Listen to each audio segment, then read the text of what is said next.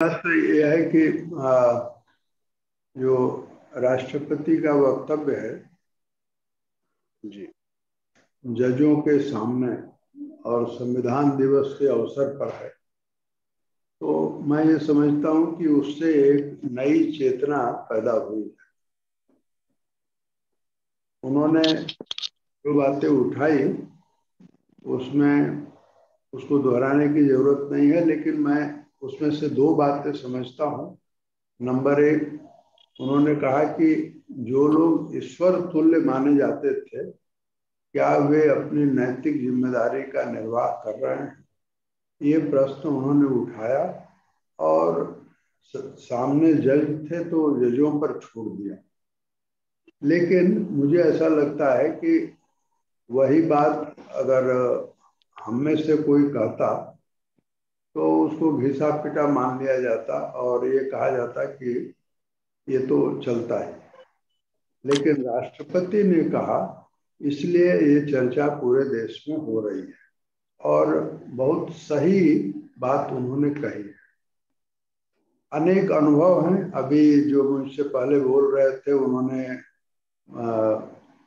सोनभद्र के वनवासी सेवाश्रम की बात कही, तो मैं आपको बताऊं कि प्रेम भाई ने बहुत पहले, जब 18-20 साल तक उत्तर प्रदेश की सरकार से, मुख्यमंत्रियों से, मुख्य सचिवों से आश्वासन पाने के बावजूद वो थक गए, तो उन्होंने एक पोस्ट कार्ड लिखा पीएन भगवती को, और पीएन भगवती ने उस पोस्ट कार्ड के आधार पर उसे पीआईएल में कन्वर्ट किया और उस पीआईएल की सुप्रीम कोर्ट में सुनवाई हुई। वो भारत की पहली पीआईएल थी जिस पर उन्होंने जो फैसला दिया उससे वहाँ जो जनजाति के लोग हैं उनको पट्टा मिलने की सुविधा हो गई। जिस जमीन पर वो रहते थे, जिस जमीन पर उनका मकान था, वहाँ उनको वो अधिकार मिला, जिसके लिए 2-2.5 दशकों से लड़ाई चल रही थी। उसी तरह से तो ये तो पुराना हुआ, उसके बावजूद ये समस्या बनी हुई है। तो समस्या इसलिए बनी हुई है क्योंकि जो मुकदमे हैं, जेल में जो कैदी हैं उनकी 4 कैटेगरी प्रभु जी ने बताई, बिल्कुल सही बताई। जेल से बाहर जो अदालतों में मुकदमे हैं, अगर उन मुकदमों का कोई क्लासिफिकेशन करे, उन मुकदमों का वर्गीकरण करे, तो वो हम पाएंगे कि अगर 100 मुकदमे हैं तो उसमें से 70-80 मुकदमे सरकार खुद लड़ रही है, बड़े बड़े मुकदमे।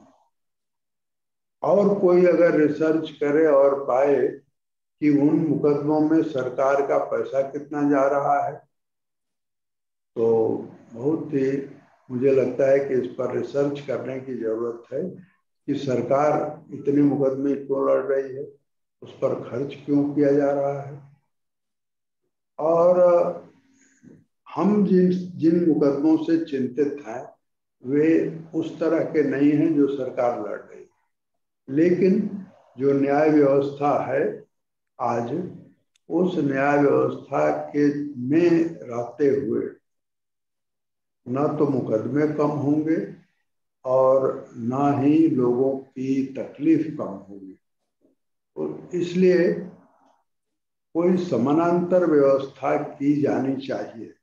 और मेरे एक मित्र हैं गोविंद गोयल, जो सुप्रीम कोर्ट के बड़े वकील हैं। उन्होंने सुप्रीम कोर्ट के तमाम शुरू से लेकर अब तक के फैसलों को का डॉक्यूमेंटेशन भी किया है, उनकी किताबें बनी हैं। उनकी पहल पर कोरोना काल से पहले हम लोगों ने एनसीआर में एक कोशिश शुरू की थी और उसमें सुप्रीम कोर्ट के कई जस्टिस, चीफ जस्टिस भी शामिल हुए थे। एक ट्रस्ट भी बना था और उस ट्रस्ट का मकसद ये था कि जो मुकदमे होते हैं वो मुकदमे न हो, मोहल्ले में आवासीय क्षेत्रों में बैठ करके और अपने मामले सुलझा लें।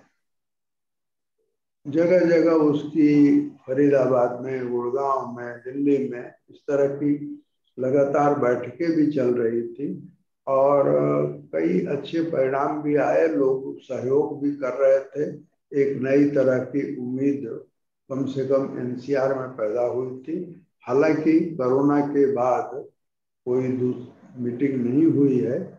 ये मैं ऐसा समझता हूँ कि नागरिक के स्तर पर ये प्रयास अगर होता है कि जो विवाद हैं वे अदालत में जाएं ही नहीं।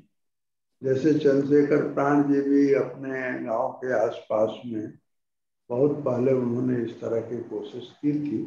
कितनी सफलता मिली ये अलग बात है, और सफलता से ज्यादा हम कोशिश कर रहे हैं ये मेरी नज़र में ज्यादा महत्वपूर्ण है। और ये कैसे हो, तो मुझे ऐसा लगता है कि राष्ट्रपति जी के बोलने के बाद फिर से हमारे मन पर एक बात बैठी है कि हम लोगों को इन समस्याओं को हल करने की अपने स्तर पर कोशिश करनी चाहिए। जज वगैरह और जुडिशियरी और जुडिशियल सिस्टम से आप अभी कोई उम्मीद करें ऐसा मुझे तो नहीं लगता है। उसका कारण यह है कि सारे तंत्र बना हुआ है, चाहे वो लॉ कमीशन हो, उसकी सिफारिशें हों, या अभी जो कुछ चल रहा है उसमें बहाने ये बनाए जाते हैं कि जजों के पद खाली हैं इसलिए मुकदमे जो है वो कम नहीं हो रहे हैं। सच्चाई यह नहीं है। जजों के सारे पद भर भी दिए जाए तब भी मुकदमे कम नहीं होंगे। और ये दरअसल पॉलिटिकल और मोरल कॉन्शसनेस का प्रश्न है, मैं ऐसा समझता हूँ। मैंने जेलों को खूब देखा, पटना के बांकीपुर जेल को देखा है बहुत ढंग से, क्योंकि मैं मीसाबंदी था वहाँ। तिहाड़ जेल को देखा है, और तिहाड़ जेल के बारे में मैं मालूम भी करता रहता हूँ, खास करके दिल्ली में होने के कारण।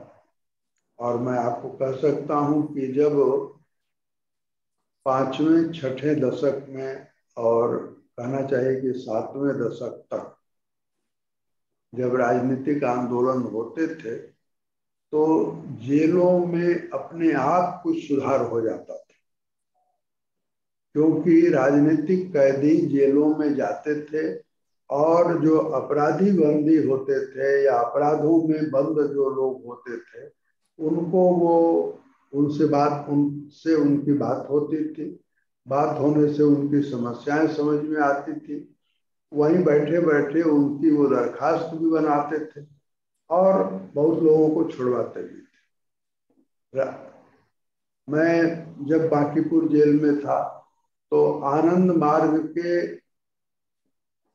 16, 17, 18 साल की उम्र से लेकर के 20-25 साल की उम्र के सैकड़ों लड़के बांकीपुर जेल में थे। अब मैं आप लोगों को बताऊं कि बांकीपुर जेल जो है वो आज टूट गई है। अब नई जेल लालू प्रसाद ने बनवाई उस अपने जमाने में, लेकिन बांकीपुर जेल वो जेल थी जिसमें राजेंद्र बाबू भी कैदी हुआ करते थे जब आज़ादी की लड़ाई चलती थी।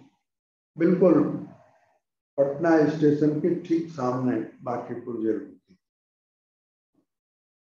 मैं ये कहूँगा कि जो जेलों में कैदी हैं जिनकी प्रभु जी प्रसन्न ने 4 कैटेगरी बनाई है। वो 4 कैटेगरी इसलिए है क्योंकि अब जो राजनीतिक आंदोलन होते हैं उसके का कोई व्यक्ति जेल नहीं जाता। थोड़ी देर प्रदर्शन करते हैं और थाने जाकर के, या प्रदर्शन के बाद ही थोड़ी देर 1 घंटे 2 घंटे प्रदर्शनकारियों को पुलिस डिटेन करती है, उसके बाद छोड़ देती है। तो राजनीतिक प्रक्रिया और अपराधियों के का प्रशिक्षण, यानी अपराधियों को नैतिक प्रशिक्षण या अपराध के आरोप में जो बंद हैं उनको नैतिक शिक्षा, ये दोनों का एक आदान प्रदान जब होता रहा है तब कैदी कम होते थे।